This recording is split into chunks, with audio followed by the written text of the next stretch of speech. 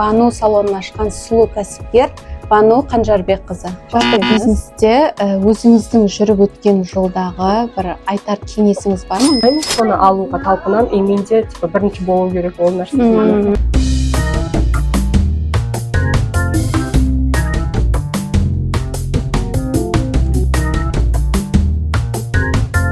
Барлықтарыңызға сәлем. Бүгін бізде мың бір кәсіп YouTube подкастының 4-ші шығарылымы. Қонақта Қазалы ауданындағы Beauty Бану салонын ашқан сұлу кәсіпкер Бану Қанжарбекқызы. Қош келдіңіз. Қош көрдік. Енді бүгін алғашқы сұрағымыздан бастасақ, жалпы өзіңізді таныстырып өтсеңіз. Жасыңыз, қай жасыңызда аштыңыз кәсіпті, отбасы, мамандық туралы? Есімім Бану, жасым 29-да. Аллаға шүкір, ата-анам, бауырларым бар. Қазіргі таңда тұрмыстамын, жолдасым бар. Кәсіпті негізі университет бітірген жылы 2016 жылы аштым. Жасым 22 жаста. 22 жаста, иә. Осы кезде қанша жыл болды, ашылған? 8 жылға қарады. 8 жылға қарады. Салонды ашуға қандай идея түрткі болды? Қайдан келді идея? Идея болғанда менде баста қызығушылық болды. Өзім 3-ші курстан бастап, ол кезде әлі макияж дегендер қатты дамымаған, бірақ сонда да енді салондар бар. Сол үлкен қалада. Сол кезде сам себе визажист деген курсты алып, өзім оқыдым для себя. Енді өзім үшін. Солайынан оқып бастадым да, одан кейін уже универ бітіріп, диплом алған кезде одан ары дамытқым келді. И сол салаға толық бет бұрдым десем де болады. Келесі енді сізде сұлулық салонында қыз келіншектерден бөлек жаңағы тойға дайындайды, невесталарды деп айтамыз ғой, иә? Ол той салоны ғой айтып тұрғанымыз. Бізде свадебный салонда мен 22-ші жылы аштым. Сұлулық салонын 16-ші жылы ашсам, бірге қатар ашу менің бала кезгі, енді оқушы кезден бастапқы арманым болатын. Солайынан невесталар бізде толық дайындалып, полный образбен шықса деген сияқты. Сонымен ол арманға енді 22-ші жылы Аллаға шүкір жеттік. Енді әлі де даму үстіндеміз ғой. Тағы енді кішігірім бастадық. Енді жұмыс сол салондағы тағы қандай услугалар бар? Невесталарды дайындаумен негіз танымал деп ойлаймын. Мен көп естимін соны. Енді одан басқа тағы қандай қызмет түрлері бар? Бізде барлық процедура қамтылған. Жаңағыдай бет әрлеу болсын, шаш үлгісін жасау болсын, кірпік жалғау болсын, тырнақ, маникюр, педикюр деген сияқты барлық түрі бар енді салонға қатысты. Келесі сұрақ бізде енді косметикамен жұмыс жасайды. Сол косметикаларды қайдан келеді және олардың сертификаты бола ма деген сияқты. Әр адамның, қыздардың беті әр түрлі деген сияқты. Иә. Бізде косметика, мен жалпы негізі перманентный макияж, татуаж деп айтамыз ғой бойынша.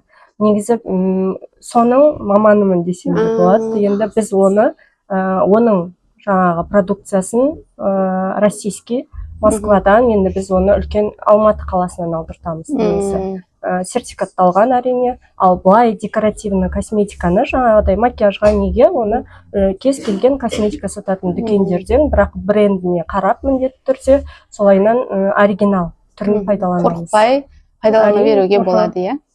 Енді бізде әр түрлі қызмет түрі бар, соның ішінде ең сұранысқа иесі қайсы?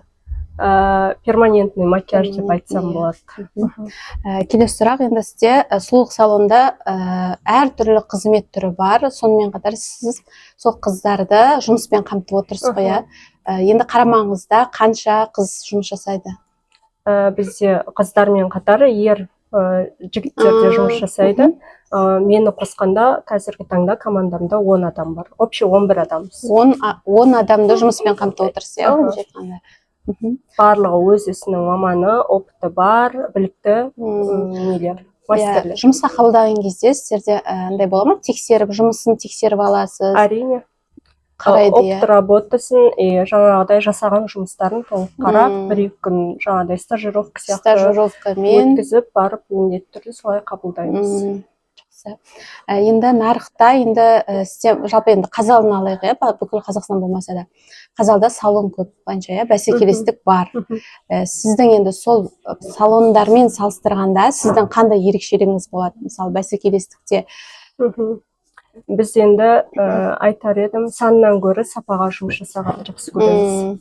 Сапалы шыққанын, сосын жаңашылдықпен заманауиді қатар алып жүргіміз келеді. Қазіргі таңда мысалға сұлулық индустриясында бір жыл бұрынғы нәрсе уже модада, трендте болмайды.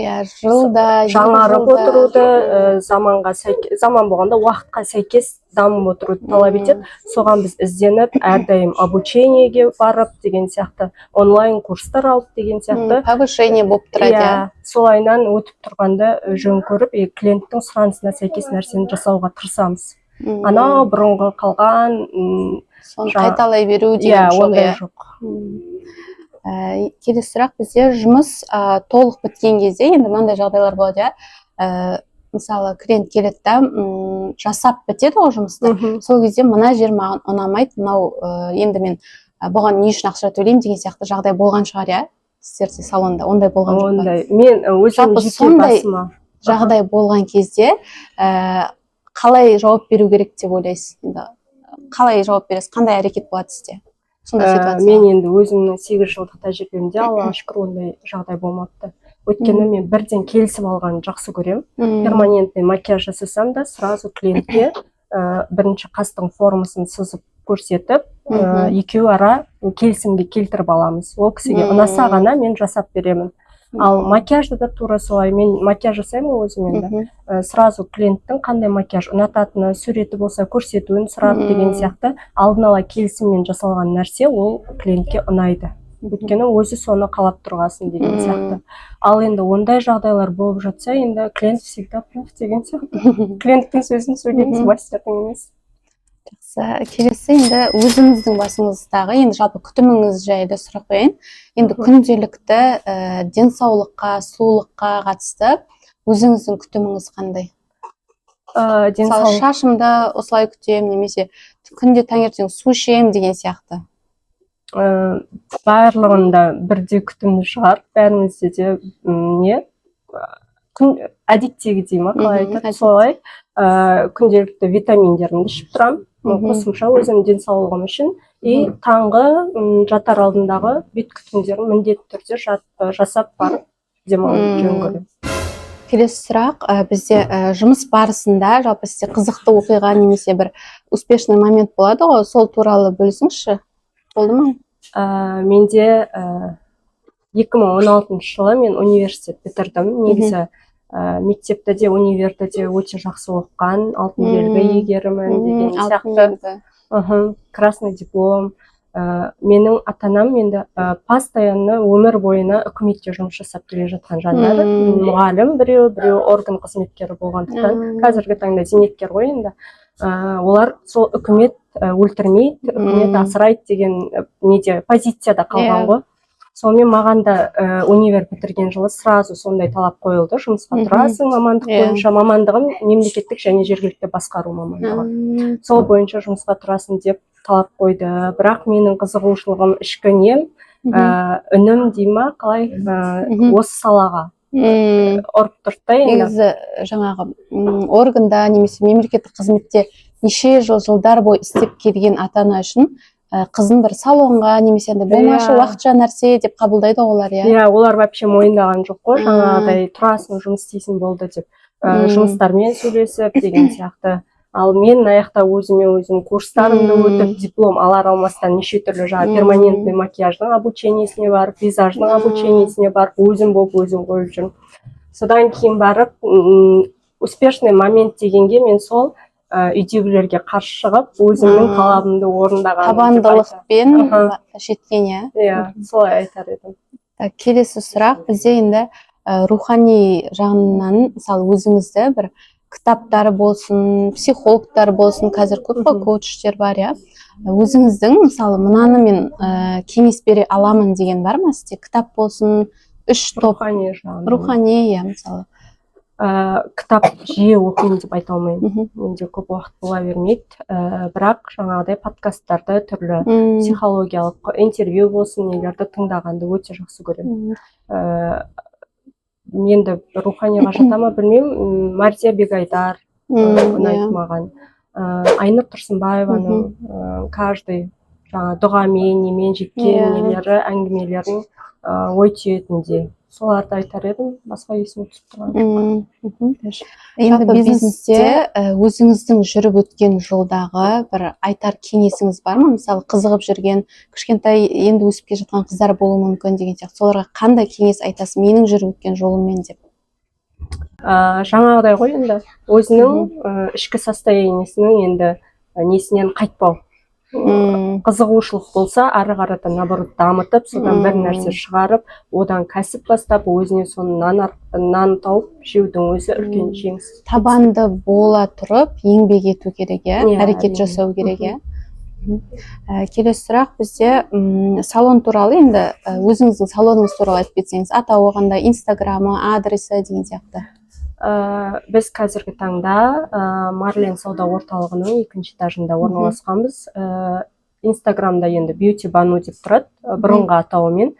Бірақ біз 22-ші жылы осы жаңа свадебный көйлектерді қосқандықтан Banu той сұлулық салоны деп жазып тұр қазір.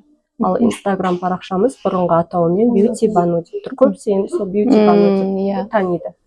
Соңғы сұрақ бізде біздің каналға жалпы баға беріп кетсеңіз, енді бізге айтып жатыр да, енді шығып жатыр деген сияқты. Кейбіреулер қорқады, мысалы, келетін кезде, ой, не нәрсе ол деген сияқты.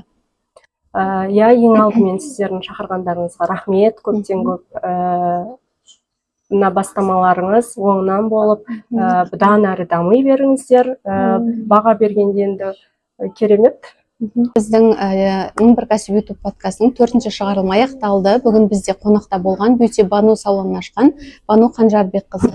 Келгеніңізге көп рахмет. Кәсібіңізге береке, табыс тілейміз. Қош сау болыңыздар.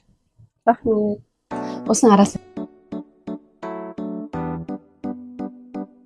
Осы Beauty Бануды ашқан қызды шақырайық деген сияқты. Сонымен қатар олар сұрақтарын қойды. Мына сұрақты қойыңызшы деген сияқты. Сол сұрақтарды қойып кетейік. Бірінші сұрақ, бізде енді жалпы бала Банудың есінде қалған қандай қызықты сәттері бар? Сол туралы айтып кетіңізші. Балалық шақта қызығы өте көп қой. Енді мен үйдің ең кішкентайы, кенжесі болғандықтан мен өзімнің папамның собственный қызымын. Папам қаққа барады, сонда барам. Даже жиналысқа баратын болса да машинасының артына тығылып отырып аламын. Мен өйткені тастап кетеді деп қорқып ше. Ана жолдың ортасына келгенде барып атып шығатын болған ғой. Одан кейін оны папа біліп алып, енді артын қарап сөйтіп жүретін болды сезінасына. Моншаға барса да общий баняға барады. Сөйтіп пакетін ұстап барам да, коридорда күтіп отырам папам шыққанша. Сосын мен жаңағыдай ғой, Аллаға шүкір, әке-шешем ешкімнен кем қылмай өсірді ғой. Не қалаймын, соны алуға талпынам. Менде бірінші болу керек ол нәрсе. Ұнатам, базарға барам, дубленка ұнады ма, бір киім ұнады ма, қандай да болсын, енді есімде қалған сондай заттар ғой. Соны міндетті түрде папама келіп айтамын, маған ұнады, маған әперші деп. Ол бірақ я дей береді де, жұмыспен жүріп ұмытып кетеді. Сосын мен одан кейін бардым, блокнот алып алдым, арнайлап соған. Сосын ұнатқан затымды числосын қоям да, папаға барам. Папа, мне мынадай алып берем деп өзім жазып алам. Сөйтсем де папаға барып, маған қол қой деймін. Сосын ол просто дейді де қол қоя салады. Бұрын кішкентай кезіңізде нақтылыққа, тиянақтылыққа, сөйтіп ол нететте қол қойғаннан кейін уже бітті деп есептемей, дегеннен кейін ертесіне барып уже мен жеймін ғой. Қол қойып қойдың, бітті, барамыз, аламыз деп. Осы жерде мысалы қазір енді айтып жатыр ғой, қалауыңды жаз деп, психологтар сол жазсаң орындалады деген сияқты, соған да бір не сияқты, мен ондай үйтіға сенемін. Бойынша мен 2012 жылы Алматыда универде оқып жүргенімде ол дәптерді мен кейін осы 2019-да ма тауып алдым. Общий тетрадьпен тек ең арт жағына жазып қойғам. 1, 2, 3 деп ол кездегі жаңағы госэкзаменнен 5 алсам, сондайлар ғой, ана сабақтан жақсы өтсем деген сияқты. Сол уақыттағы қажеттілігіңіз, Одан кейінгілер мысалға сұлулық салоным болады деп жазғам. Оны мен 2019-да өттім, бірақ 16-шы жылы ашып тастағам деген сияқты. Одан кейін соңынан жазғандарымда менде қара Камри 50 болады деп жазған. Именно сол машинаны мен Қазір Аллаға сізде шүкір бар, міндім. иә? Иә. Оны мен кейін 3-4 жыл өтіп кеткеннен кейін барып көрдім да, неге именно 50 деп жазғам, шамалы басқан деген сияқты ойлар ғой. Бірақ жазу үлкен роль ойнайды. Көп нәрсені сол галочка қойып отырасың, иә. Оны кейіннен тауып алсаң вообще күшті да енді. Орындалғаннан кейін қызық, иә. Иә, мынау болыпты ғой деген сияқты. Келесі сұрақ бізде енді жалпы келесі қойылған сұраққа айтатын болсам, жалпы мемлекеттік қызметкерге енді тұрақты таңнан кешке дейін істейді деген сияқты, соған көзқарасыңыз қалай? Көзқарасым болғанда, мен мемлекеттік қызметте жұмыс жасап көрмегенмін. Сосын ол жақтың атмосферасын, несін білмеймін. Кухнясын, ішкі деген сияқты ол жақтарын білмеймін. Бірақ қазір уже мынадай жұмысқа үйреніп қалғасын, ол жақта жұмыс жасай алмайтын сияқты. Осы жұмысыңыз ұнайды, иә? Ұнайды. Бізде енді өзіміздің қалауымызша записьті алып, графигімізді қойып аламыз, үйімізге де үлгереміз, Аллаға шүкір, жаңағыдай жұмысымызға да барып, записьті қабылдап үлгереміз деген сияқты. Азаннан кешке дейін жаңағыдай бір мекемеге кіріп кетіп, олайынан кешкісін бірақ шығу деген. Былай қарағанда графикті өзіңіз қоясыз. Иә, өзіме қалай ыңғайлы, солайынан жасалады. Мамандардан келген үшінші сұрақ бізде, сіз тұрмысқа шыққансыз, қазіргі таңда ата-енеңізбен тұрасыз, иә? Енді жалпы айтып кетсеңіз, ата-енемен тұрған қандай, олар осы графигіңізге, осы жұмысыңызға жалпы қалай қарайды деген сияқты. Аллаға шүкір, өте жақсы семьяға келін болып түстім, бір үйдің жалғыз ұлына. Ата-енемен тұру түкте қиын емес, ол кісілер бәрін түсінеді. Олар да мемлекеттік жұмыста жасайды, азан кетеді, кеш келеді деген сияқты. Мен өзімнің барлық тамақ болсын, басқа болсын үлгеріп, кеш келетін болсам алдын ала дайындап кетіп, солайынан ыңғайлап қойғанды ұнатамын. Кешкісін жұмыстан келгенде дайын тұрады. Жақсы.